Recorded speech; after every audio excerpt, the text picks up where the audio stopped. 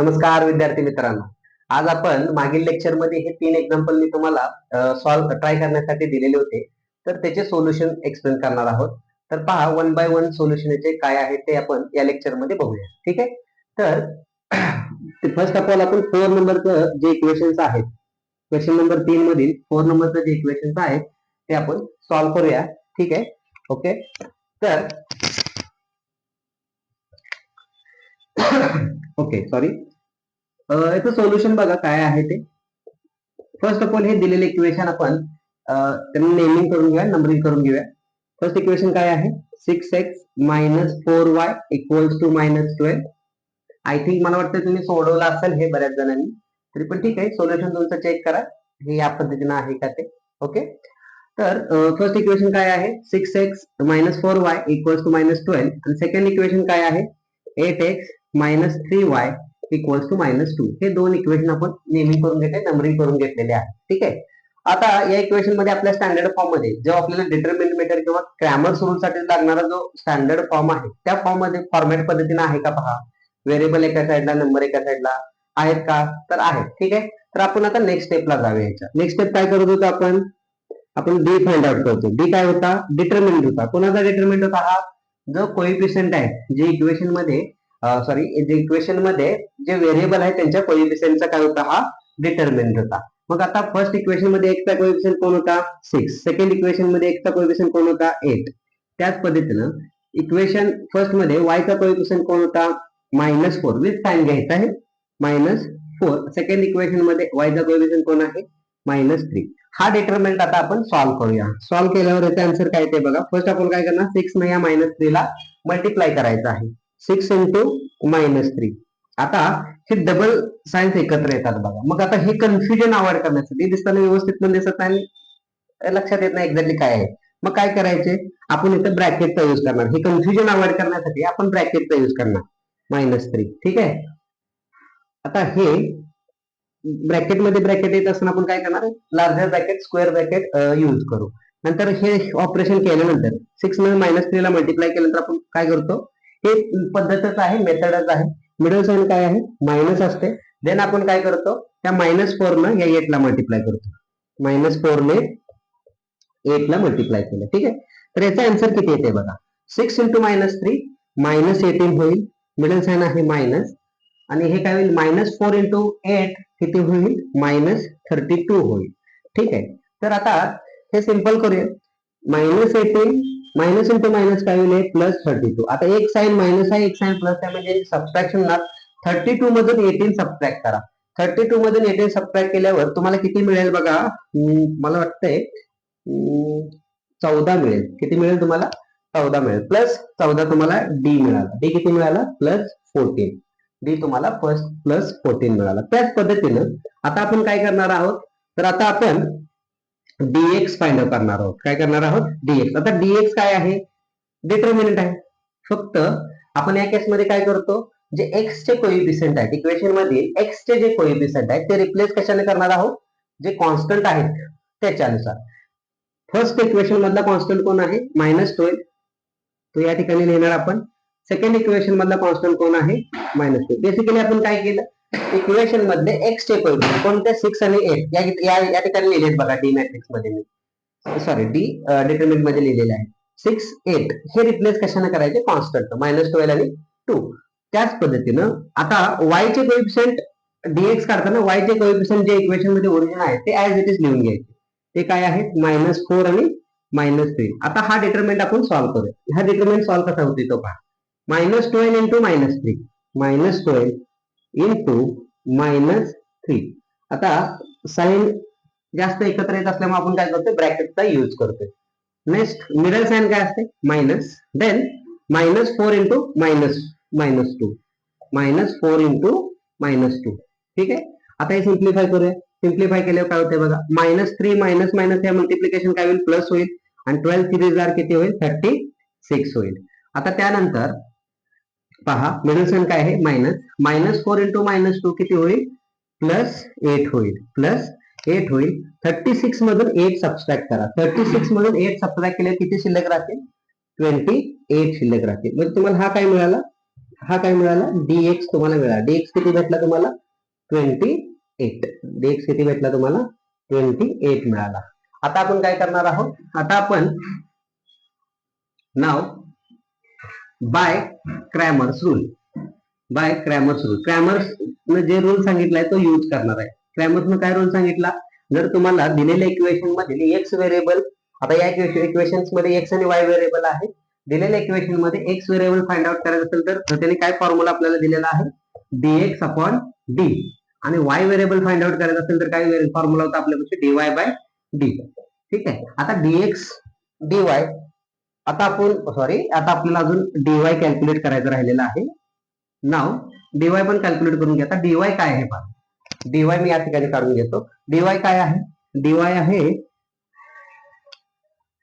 जे तुमचे original equation आहे त्याच्यामधील y चे जे कोएफिशिएंट आहेत ते रिप्लेस करायचे कॉन्स्टंट ना, आणि x चे कोएफिशिएंट ऍज इट इज लिहायचं. हा याचा डिटरमिनंट आपण आता काय करणार आहे, फाइंड आउट करणार आहे. मग डिटरमिनंट x चे कोएफिशिएंट ऍज इट इज लिहून घ्या. आता y चे कोएफिशिएंट काय आहेत, -4 -3 ते लिहिले आहेत बघा, ते रिप्लेस कशाने करायचे, कॉन्स्टंट. कॉन्स्टंट कोण आहे, -12 -2. आता हा डिटरमिनंट फाइंड आउट करून घ्या, किती येते बघा, 6 × -2, 6 × -2 -12 × 8. ठीक आहे, हे सिंपल करून घेऊया. 6 × -2 किती होईल, -12. आता हे मिडल साइड मायनस आहे, -12 × 8 किती होईल, -12 × 8 होईल -96 होईल, -96 होईल. हे सिंप्लिफाय करूया फर्दर, हे -12 हे मायनस मायनस प्लस 96 होईल. आता यांची सबस्ट्रॅक्शन होईल, हा नंबर मायनस आहे, हा नंबर प्लस आहे, यांची काय सबस्ट्रॅक्शन केल्यानंतर तुम्हाला dy किती मिळतोय, dy मिळेल 84, तुम्हाला dy मिळेल. ठीक आहे, एकदा का तुम्ही फर्स्ट स्टेप बघा, व्हेरिएबल इक्वेशन मध्ये काय करत होतो, फर्स्ट स्टेप मध्ये व्हेरिएबल एका साईडला पाहिजे, नंबर एका साईडला पाहिजे, या फॉर्मॅट मध्ये इक्वेशन लिहून घ्यायचे नसतील तर. नंतर आपण डी फाइंड आउट करतोय, नंतर आपण dx फाइंड आउट करतोय, देन dy फाइंड आउट करतोय, देन आपण क्रॅमर्स रूल कडे जाणार आहे. आता बाय क्रॅमर्स रूल नुसार काय सांगितलंय, x व्हेरिएबलची व्हॅल्यू काढायची असेल तर dx अपॉन डी या फॉर्म्युल्याने काढा, y व्हेरिएबलची व्हॅल्यू काढायची असेल तर dy बाय डी या फॉर्म्युल्याने काढा.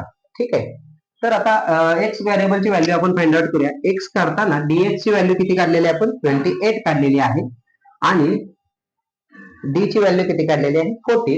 या फॉर्म्युल्यामध्ये आपण पुट करूया. 14 1 जार 14, 14 2 जार 28, 14 1 14, 14 2 28. त्याच पद्धतीने y व्हेरिएबलची व्हॅल्यू किती, dy किती आहे 84, डिवायडेड बाय d, d किती आहे 14, d किती आहे 14. आता तुम्ही 14 डायरेक्ट डिवाइड इथं करू शकताय का बघा, डायरेक्ट टेबल मध्ये येतात का, नाहीतर हे सिंपल करा फर्दर. ठीक आहे, 14 6 जार 84, 14 7 84 आहे बघा. मग याच्यावरून आता हे तुम्हाला एक्स व्हेरिएबल वाय व्हेरिएबलचे आन्सर्स मिळाले, ते फक्त आपण समूह करून घेऊया. रिक्वायर्ड सोल्युशन कसं लिहिणार आपण, एक्स वाय या ऑर्डर पेअरच्या भाषेतल्या यायचं. एक्स ची व्हॅल्यू किती आहे 2 आणि वाय ची व्हॅल्यू किती आलेली आहे 6. हे तुमचं काय असेल, फायनल सोल्युशन असेल. हे आले का चेक करून घ्या तुमचे, आणि त्याच्यानंतर ह्या ज्या व्हॅल्यू आहेत आपल्या बरोबर आहेत का चुकीच्या आहेत, कशाने रिचेक करतो आपण, ओरिजिनल इक्वेशन मध्ये सबस्टिट्यूट करतो आणि चेक करतो की आपले आन्सर्स बरोबर आहेत का नाही. ठीक आहे, आता याच्यानंतर आपण 5 नंबरचा एक्झाम्पल पाहणार आहोत. ठीक आहे, ओके. आता 5 नंबरचं एक्झाम्पल काय आहे ते पहा. ठीक आहे, आता 5th नंबरचं एक्झाम्पल बघा काय आहे ते, काय आहे 4m + 6n = 54, 3m + 2n = 28. आता व्हेरिएबल m आणि n आहे, तर आपण फर्स्ट स्टेप काय करतो, गिवन इक्वेशन जे आहे ते लिहून घेऊया. Given as it is 4m + 6n = 54, या इक्वेशनला एक नंबरचं इक्वेशन म्हणा. सेकंड इक्वेशन कोणतं आहे, 3m + 2n = 28. आता हे आपल्या फॉर्मॅट मध्ये इक्वेशन आहे, व्हेरिएबल एका साईडला, नंबर एका साईडला. आता आपण काय करणार, नेक्स्ट स्टेपला डी फाइंड आउट करणार. डी काय आहे, डिटर्मिनंट आहे कोणाचा, जे व्हेरिएबल आहे त्यांच्या कोएफिशिएंटचा. एम चे कोएफिशिएंट कोण आहेत, 4 आणि 3, ते इथे लिहिले आपण फर्स्ट कॉलम मध्ये आपण काय लिहिलेले आहे, एम चे कोएफिशिएंट. सेकंड कॉलम मध्ये आपण एन चे कोएफिशिएंट लिहिणार 6 आणि 2. आता हा डिटर्मिनंट फाइंड आउट करून घेऊया. कसं फाइंड आउट करतो, 4 × 2, मिडल साइन काय असेल मायनस, सेकंड ब्रॅकेट मध्ये काय आहे 6 × 3. ठीक आहे, त्याचा आन्सर किती येते बघा, 4 × 2 8 होईल, मायनस 6 × 3 किती होईल 18 होईल. त्यांचे सबस्ट्रॅक्शन किती येईल, -10. हा काय झाला तुमचा डी झालेला आहे. त्याच्यानंतर आपण काय फाइंड आउट करतो, ह्याचे फॉर्मॅट फिक्स आहे. डी फाइंड आउट करा, डीएक्स फॉर्मॅट करा, डीवाय फाइंड आउट करा. नंतर काय करतोय आपण फॉर्म्युला यूज करतोय क्रॅमरसन, एक्स बरोबर डीएक्स बाय डी आणि वाय बरोबर डीवाय बाय डी आणि व्हॅल्यूज आपण फाइंड आउट करतोय. सोल्युशन आपलं मिळून जात आहे. मग आता याच्यानंतर डीएक्स कसा फाइंड आउट करतोय, हा पण एक डिटरमिनंट आहे. या डिटरमिनंट मध्ये आपण काय करतोय, जे एम चे कोएफिशियंट होतं, सॉरी इथं मी एक्स लिहिले बघा बाय मिस्टेक, तर इथं काय पाहिजे होतं, या ठिकाणी आपल्याला एम पाहिजे होतं, कारण व्हेरिएबल काय आहे एम आणि एम, तर इथं मिस्टेक असे होते. तर इथं काय करून घ्या की एम व्हेरिएबल आहे तर एम डी एम येईल, एक्स व्हेरिएबल असेल तर डीएक्स येईल. मग एम व्हेरिएबल आहे म्हणून आपण काय लिहिलं, डीएम लिहिलं. आता आपण बघा या ठिकाणी काय करणार, जे इक्वेशन मध्ये एम चे कोएफिशियंट आहे, या केस मध्ये कोण आहेत 4 आणि 3, हे रिप्लेस कशाने करायचे 54 आणि 28, 54 आणि 28 ने रिप्लेस करा आणि जे एन चे कोएफिशियंट आहे ते ऍज इट इज लिहून घ्या 6 आणि 2. आता हा डिटरमिनंट आपण सॉल्व्ह करूया. 54 into 2 middle sign minus 6 into 28. आता हे मल्टिप्लाय केलं तर याचा आन्सर किती येत आहे 108 मायनस याचा आन्सर किती येते बघा, याचा आन्सर 168 येईल. याचा आन्सर किती आहे 168, 628 चा 168. आता यांचे सबट्रॅक्शन होईल, यांचे सबट्रॅक्शन किती येईल 108 आणि मायनस 168, तर यांचे सबट्रॅक्शन होईल 60 मायनस 60, किती मायनस 60. देअरफॉर तुम्हाला डीएम किती मिळाला मग मायनस 60, डीएम किती मिळाला मायनस 60 मिळाला. त्या पद्धतीने आता तुम्ही काय फाइंड आउट करणार आहे, आता तुम्ही फाइंड आउट करणार आहे डीएन, डीएन, डीएन. आता एन डीएन मध्ये काय करणार आपण, डीएन डिटरमिनंट आहे कसा फाइंड आउट करणार, तर जे एन चे इक्वेशन मध्ये कोएफिशियंट आहेत ते रिप्लेस कशाने करायचे आपल्याला कॉन्स्टंट, एम चे ऍज इट इज लिहून घ्यायचे. एन चे कोएफिशियंट कोण आहे 6 आणि 2, हे रिप्लेस कशाने करणार आहे आपण कॉन्स्टंट ने रिप्लेस करणार आहे. 54 आणि 28. Therefore आता हे डिटरमिनंट सॉल्व्ह करून घेऊया. 4 into 28 middle sign minus 4 into 28 नंतर मिडल साइन मायनस करून आपण काय करणार 54 into 3. ठीक आहे, हा डिटरमिनंट सॉल्व्ह करूया. आता हा डिटरमिनंट कसा होईल 4 2 जार 18 किती होईल 112. ह्याचा आन्सर किती येईल 112. तुम्ही चेक करू शकता, मी आता रफ या ठिकाणी करून दाखवतो तुम्हाला. 28 4 जार 8 1 8 8 चौक 32, 4 2 8 आणि 3 11, 112 येईल. ठीक आहे, मायनस आता 54 3 जार 54 3 जार 3 चौक 12, अचलाला 1 3 5 15 ने 16, 162, 162. आता 112 मधून 162 सबट्रॅक्ट केल्यावर तुम्हाला आन्सर किती भेटेल मायनस 50 आन्सर भेटेल. सबट्रॅक्शन करून बघा मायनस 50 आन्सर भेटेल. ठीक आहे आता त्याच्यानंतर तुम्हाला डीएन ची व्हॅल्यू किती मिळेल मायनस 50.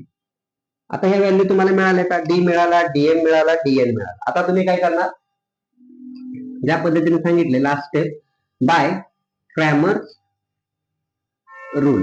क्रॅमर्स रूल काय सांगतो, एन व्हेरिएबल फाइंड आउट कसं करणार तुम्ही डीएम बाय डी करून, आणि एन व्हेरिएबल कसा फाइंड आउट करणार तुम्ही DN by D find out करून. आता डीएम ची व्हॅल्यू किती आलेली आहे मायनस 60, डी ची व्हॅल्यू किती आलेली आहे मायनस 10, डी ची व्हॅल्यू किती आहे मायनस 10. याचा आन्सर किती मायनस मायनस म्हणजे आन्सर प्लस येणार आहे 10 6 जार 60, आणि त्याच्यानंतर डीएन ची व्हॅल्यू किती आहे मायनस 50, डी ची व्हॅल्यू किती आहे मायनस 10. याचा आन्सर किती 10 5 50 म्हणजे 5 आन्सर येईल. मायनस मायनस दोन्ही साइन सेम असल्यामुळे ते प्लस होईल. मग आता फायनल आन्सर आपण सम अप कसं करणार, रिक्वायर्ड सोल्युशन. आता व्हेरिएबल एम आणि एन आहेत, एमचा आन्सर किती आलेला आहे 6 आणि वायचं एनचा आन्सर किती आलेला आहे 5. हे तुमचं काय असेल फायनल सोल्युशन असेल. ओके, त्याच्यानंतर आपण काय करणार आहे 6 नंबरचं जे लास्ट एक्झाम्पल आहे 1.3 मध्ये ते सॉल्व्ह करणार आहे.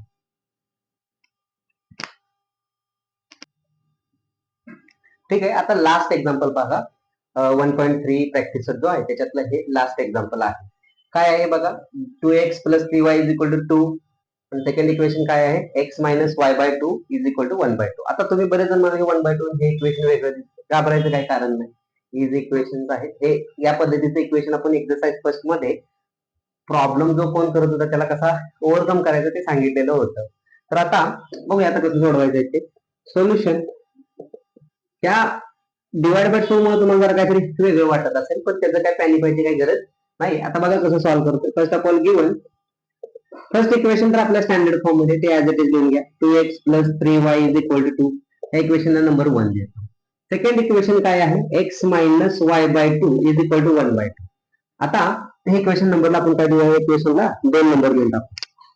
आता आपल्याला या इक्वेशन मध्ये ऍज इट इज सोडवलं तरी आपल्याला आन्सर येणार आहे.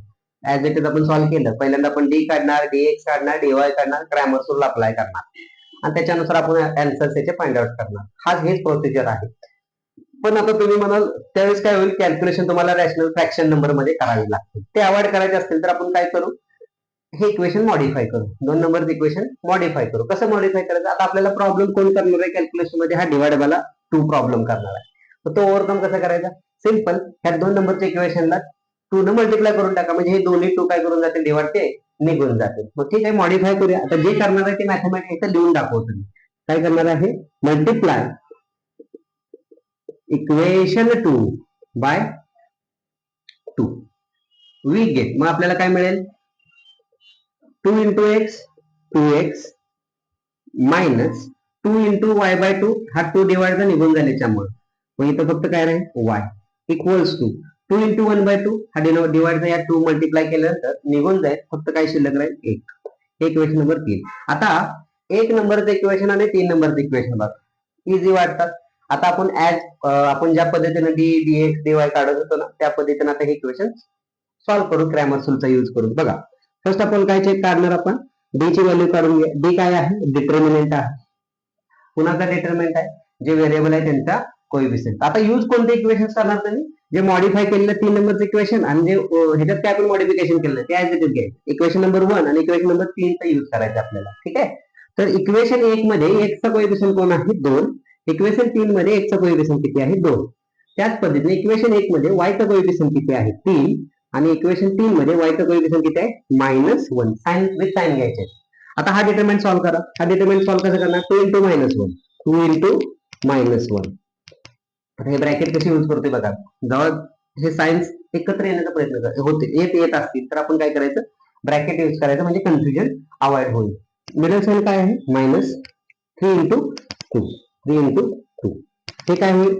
2 into -1 -2 minus 3 into 2 6. Overall answer काय आलं? -8. डी किती आलेला आहे तुमचा? -8 आलेला आहे. त्याच्यानंतर काय फाइंड आउट करणार आहात तुम्ही? डी -8 आला. त्याच्यानंतर आपण dx फाइंड आउट करणार. dx कसा फाइंड आउट करणार? dx आपण करणार जे x चे कोएफिशियंट आहे दोन्ही, 1 नंबरचे इक्वेशन आणि 3 नंबरचे इक्वेशन मध्ये x चे जे कोएफिशियंट आहेत ते रिप्लेस कशाने करायचे? कॉन्स्टंट ने रिप्लेस करायचे. इक्वेशन 1 मध्ये कॉन्स्टंट कोण आहे? 2. इक्वेशन 3 मध्ये कॉन्स्टंट कोण आहे? 1. हे रिप्लेस केले आपण कशाने? x चे जे कोएफिशियंट होते ते रिप्लेस केले इक्वेशन 1 आणि 3 मधल्या कॉन्स्टंटने. त्याच्यानंतर आपण काय करणार आहोत? y चे कोएफिशियंट ऍज इट इज ठेवणार आहेत. y चे कोएफिशियंट काय कोण आहेत? पहिल्या इक्वेशन मध्ये ते आहे, थर्ड इक्वेशन मध्ये -1 आहे. आता हा डिटरमिनंट फाइंड आउट करूया. 2 into -1 2 into -1 -3 into 1. ठीक आहे. आता याचा आन्सर किती? -2. याचा आन्सर किती? -3. ओव्हरऑल आन्सर किती? -5. म्हणजे dx तुम्हाला किती भेटला? -5 तुम्हाला dx मिळाला. त्या पद्धतीने आता नेक्स्ट आपण काय कॅल्क्युलेट करणार आहोत? आता नेक्स्ट आपण काय कॅल्क्युलेट करणार आहोत? तर dy कॅल्क्युलेट करणार आहोत. dy कसा फाइंड आउट करणार? सेम आहे. जे इक्वेशन मधील y चे कोएफिशियंट आहे ते रिप्लेस करायचे कॉन्स्टंट. x चे कोएफिशियंट ऍड होते. x चे कोएफिशियंट ओरिजिनल इक्वेशन मध्ये काय आहे? 2 आणि 2. फर्स्ट इक्वेशन मध्ये 2 आहे, थर्ड इक्वेशन मध्ये 2 आहे. y चे कोएफिशियंट काय आहे? फर्स्ट इक्वेशन मध्ये 3, सेकंड इक्वेशन मध्ये -1. ते रिप्लेस कशाने करणार आहोत आपण? कॉन्स्टंटने 2 आणि 1 ने. 2 आणि 1 ने आपण रिप्लेस केले आहेत. y चे कोएफिशियंट कॉन्स्टंट 2 आणि 1. आता हे डिटरमिनंट सॉल्व्ह करू. हा डिटरमिनंट कसा सॉल्व्ह होते बघा. 2 into 1 minus middle sign minus 2 into 2. 2 into 1 2, 2 into 2 4. Overall answer काय? -2. हा काय मिळाला तुम्हाला? dy मिळाला. आता ज्या पद्धतीने तुम्ही काय काढला? d काढला, dx काढला, dy काढला. आता तुम्ही काय करणार? By Cramer's rule. Now by Cramer's rule. Cramer's rule नुसार हे एक्झाम्पल कसे सॉल्व्ह होते? x जर व्हेरिएबलची व्हॅल्यू काढायची असेल तर कसं काढताय तुम्ही? dx by d. आणि y व्हेरिएबल फाइंड आउट करायचं असेल तर dy बाय d. ठीक आहे. dx ची व्हॅल्यू किती आहे? -5. d ची व्हॅल्यू किती आहे? -5 अपॉन -8. ओव्हरऑल आता त्यात काही कॉमन फॅक्टर येत नाही, त्यामुळे हे फक्त मायनस मायनस काय होईल? प्लस होईल आणि आन्सर काय तुमचं 5/8. त्याच्यानंतर सेकंड dy किती आहे -2 आणि डी किती आहे -8. डी किती आहे -8. आता याचं सिम्प्लिफिकेशन केलं तर आन्सर पॉझिटिव्ह येणार. दोन्हीचे साइन मायनस आहेत, सेम आहे, त्यामुळे त्यांचं डिव्हिजन, साइनचं डिव्हिजन काय प्लस होईल. आता नंबरचं डिव्हिजन बघा. 2 1 जार 2, 2 4 जार 8. म्हणजे तुमचं रिक्वायर्ड सोल्युशन काय, हे फायनल आन्सर तुम्ही या पद्धतीने समजता. रिक्वायर्ड सोल्युशन तुम्हाला काय मिळालं, x, y इक्वल्स टू 5/8, 1/4. हे तुमचं काय असेल, फायनल सोल्युशन असेल. हे तुमचं फायनल सोल्युशन असेल. आता हा एक्सरसाइज त्या ठिकाणी कंप्लीट होते 1.3. आता नेक्स्ट लेक्चरला आपण काय करणार आहे, नेक्स्ट लेक्चरला 1.4 जो आहे, जे नॉन लिनियर इक्वेशन्स आहेत सगळेच आता नॉन लिनियर इक्वेशन म्हणजे काय, जे इक्वेशन लिनियर नाहीत ते सगळे काय असणार आहेत, नॉन लिनियर इक्वेशन्स. जे इक्वेशन लिनियर नाहीत त्यांना आपण काय म्हणतो, नॉन लिनियर इक्वेशन. आता नॉन लिनियर इक्वेशन सोडवायचे कसे, सगळेच नॉन लिनियर. आता काय करणार, बेसिकली पॉइंट काय आहे बघा, जे नॉन लिनियर इक्वेशन लिनियर करून आपण सॉल्व्ह करू शकतो तेवढेच आपण काय करणार आहे, नेक्स्ट एक्सरसाइज जो आहे 1.4 किंवा नेक्स्ट जो कन्सेप्ट आहे, how to solve non linear equation, how किंवा रिड्युसिबल टू, असे इक्वेशन पाहिजेत की ते रिड्यूस झाले पाहिजे लिनियर इक्वेशन मध्ये. ते इक्वेशन आपण सोडवणार कसं ते नेक्स्ट लेक्चर मध्ये आपण पाहणार आहोत. ठीक आहे, तर आता एंड करतो. ठीक आहे, थँक्यू.